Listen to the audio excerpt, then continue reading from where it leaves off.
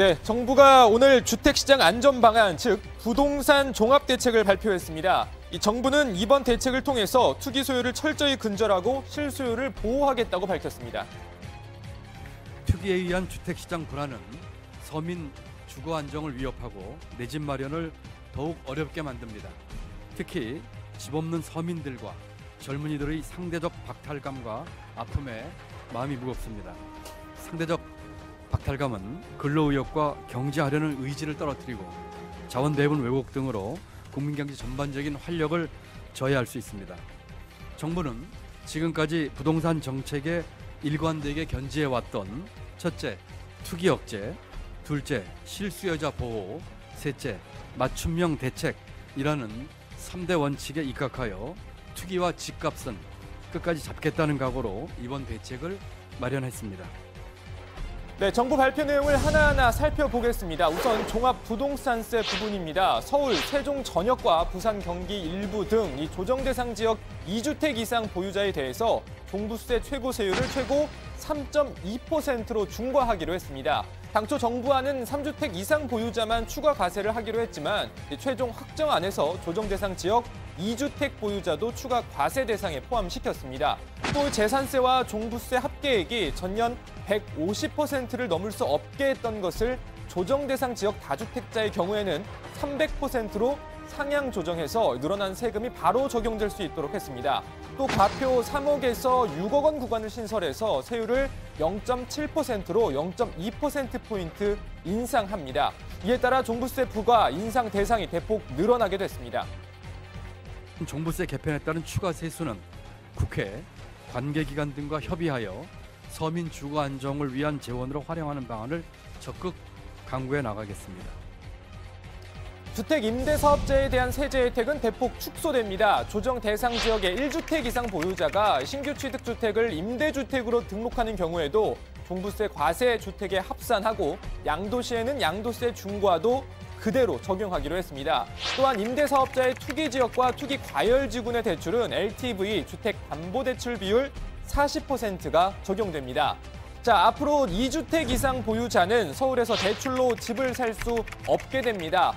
다주택자는 투기지역과 투기 과열지구 또 조정 대상 지역에서 아예 주택담보대출을 받지 못합니다. 또 1주택 보유자도 기존 주택을 처분하는 등 까다로운 제한 조건을 거쳐야만 은행에서 주택담보대출을 받을 수 있게 됩니다. 사실상 한 채라도 주택이 있는 사람이 대출을 받아서 또 집을 사는 걸 전면 금지하겠다는 이야기나 다름없습니다. 다만 집이 없는 무주택자에 대한 대출은 그대로 유지하기로 했습니다.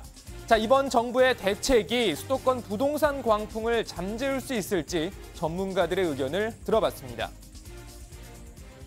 서울 수도권을 중심으로 단기간 집값이 많이 올라서 부담을 느끼고 있는 상황에서 이번에 고강도 대책이 나왔기 때문에 일단은 시장은 경계 심리가 작동이 될 것으로 보이고요.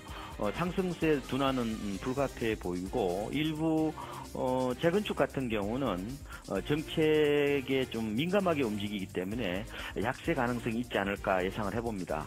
이번 정부 들어서 가장 강력한 종합 대책인 것은 틀림이 없을 것 같습니다.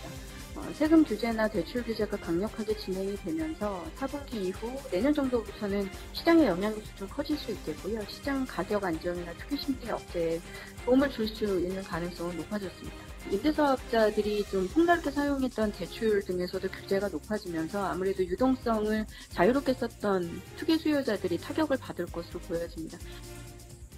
네, 부동산 가격 상승의 또 다른 주범 바로 집값 담합입니다. 수법은 비슷비슷합니다. 아파트 분여회, 입주자 회의, 까똑방에서 호가를 마음대로 조정하고 그 가격 이상으로만 집을 내놓는 겁니다. 만약 조금이라도 싸게 내놓으려는 집이 있으면 단체로 압박을 가하고 또 싸게 팔려는 중개업소에도 단체 행동을 불사하는 거죠. 이렇다 보니 올 초까지 5억 원에 팔렸던 집이 어느새 7억, 8억 원, 말 그대로 부르는 게 값이 돼버리는 겁니다.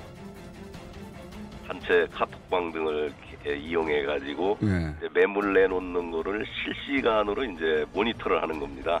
그래서 만약에 이제 담합된 가격보다 낮게 내놓거나 이렇게 되면은 허위 매물로 신고를 해서 대응을 하게 되고요. 그러면 이제 결국은 담합 가격이나 호가를 높인 매물이 나오게 되는 거고 거기서 이제 또 비싸게 한두 채가 그대로 거래되게 되면 그 가격이 그대로 시세로 굳어지게 되는 거죠. 네, 조금이라도 내 집 가격 올리고 싶은 욕심 누가 뭐라고 하겠습니까마는 그걸 조직적으로 또 인위적으로 단체 행동까지 불사하는 거 분명히 시장 교란 행위입니다. 청와대 국민청원에도 집값 담합 처벌해달라는 글이 이어지고 있습니다. 실매물로 5억 원대 매물이 있었는데 이게 어찌된 영문인지 7억 원대 매물이 한 건 거래되더니 순간 다른 모든 아파트 매물이 사라지고 전부 7억 원대 매물만 나오고 있습니다. 4억 원에서 5억 원대 매물이 한참 많았는데 이젠 호가만 죄다 부풀려 놓은 버블 같은 매물만 깔려 있습니다.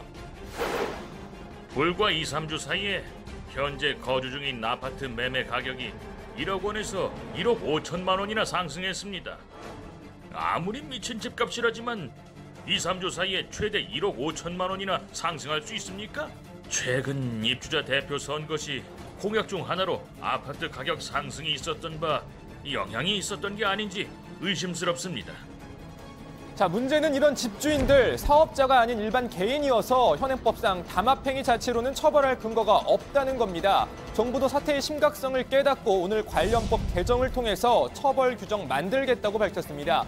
또 법 개정 전까지 업무 방해 혐의로 처벌이 가능한지 여부도 검토 중이라고 합니다.